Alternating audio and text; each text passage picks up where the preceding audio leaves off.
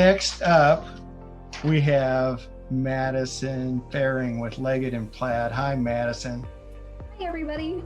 You do get 1 bonus point, so you've now got into the lead with the Kansas City Chiefs shirt. That is so awesome. So, Madison, kind of your talk today is that role of relocation in hiring and recruiting. You know, and obviously that playing field looks a little different as well today.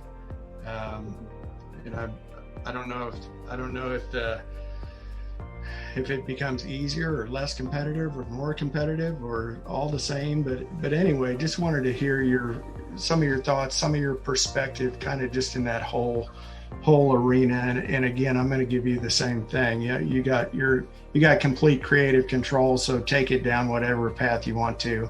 And I guess my cue of me waving my finger will stop that. So watch for it. So hopefully I can still talk about relocation. I have all the flights to and from and all that in my brain. So that was a good question. Complicated, confusing, good. So yeah, like Alex said, I was asked to talk about relocation as a part of hiring and a little bit just about the hiring markets. And first and foremost, I'm really grateful to have the opportunity to visit with everybody today. This is just really exciting for me. This is one of my first sort of speaking opportunities in a webinar format like this. And so really excited to put on something other than I guess this is still a t-shirt, but like a specific t-shirt. So very excited to be here today. So a little bit of background, like Alex mentioned, mentioned, my husband's name is actually Alex, so I'm a little bit biased to that one. So I am excited to talk about relocation as part of the hiring process. Our relocation program does actually sit in the talent acquisition arena of human resources. And so I do have sort of a front row seat to the hiring process throughout my time in relocation. And so, but it wasn't always that way. And even, a few years ago, it wasn't the way it is now in terms of communication with business partners and how we work with the different processes and how we've merged them. And so that's a little bit about what I wanted to touch on today, because I think no matter where your relocation program is housed or how many people are involved in it, for me and my experience, it's just me. So that makes it a little bit more simple. But I think, there's still a lot of really good opportunities to weave the two together. So I think first and foremost, a little bit about just our hiring process in general. We give a lot of sort of credit to our talent advisors, is what we call them, our recruiters. And so they work with a lot of different business partners across a wide variety of our groups. And I should back up and say also, I work with an international manufacturing company. And so we have several different sort of focuses of different manufacturing components. And so there's a lot of different business groups that we work with that are part of our company that have very different processes from each other. And so that makes it fun. And so really what we found is just working with the talent advisors, even though my role isn't necessarily focused in the talent advising arena most of my day, I do get to work a lot with them. And anytime they have meetings about their process, whether or not it includes relocation, I have a seat in those conversations to give my insight wherever I can. And so that also gives me insight into what their process is and how I can help from a relocation standpoint. And so also our operations do have a lot of decision-making authority. And so usually the way it works, what we've worked out now, really from having a few relocations gone wrong midway through and jumping in and having some learning opportunities and rebuilding our processes, anytime that we have somebody who we're going to move forward to an in-person or virtual in-person interview with, who we think will need to be relocated, our talent advisors will actually loop me in, and I'll go ahead and start having conversations with the hiring and operations team at that point. So whether or not we move forward to final offers, we go ahead and start having those conversations so that they can include relocation in their decision-making. From there, they do have a lot of authority, they being the operations managers, about the type of program or package really that we offer and the budgets and things of that nature based on my guidance. But they do have the final say. And so that's something where we really work hand in hand. And then at the point of the offer letter, we do have relocation verbiage that's included in there. So our programs are weaved all the way through from when we first talk to somebody and think we're going to move them, all the way until somebody is offered, and then they get handed over directly to me once they accept, and we start moving through the process that way. And so it really has been pretty seamless since we've started integrating to that level of depth. And so that's something that I've appreciated on my side, and it's made the process a lot more smooth for the candidates as well once we have all of our ducks in a row right from the get-go. That all to say, like I mentioned, there's always probably going to be some black sheep and some groups that go off and do their own thing. Like I mentioned, we work with a lot of different business partners that have different processes.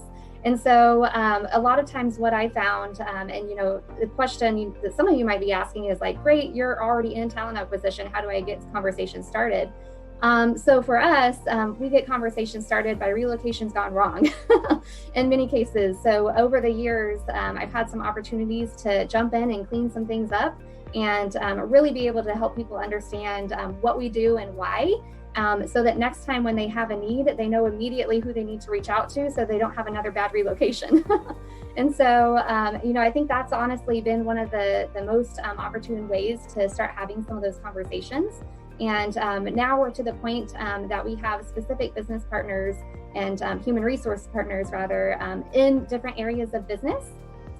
So that anytime anything gets initiated, it has to be approved up through them, and they always know to loop me in. And so it works very similarly in all of the different business groups that we work with. No matter what their hiring process is, there is always a trigger point where if there's a relocation, they have to loop me in.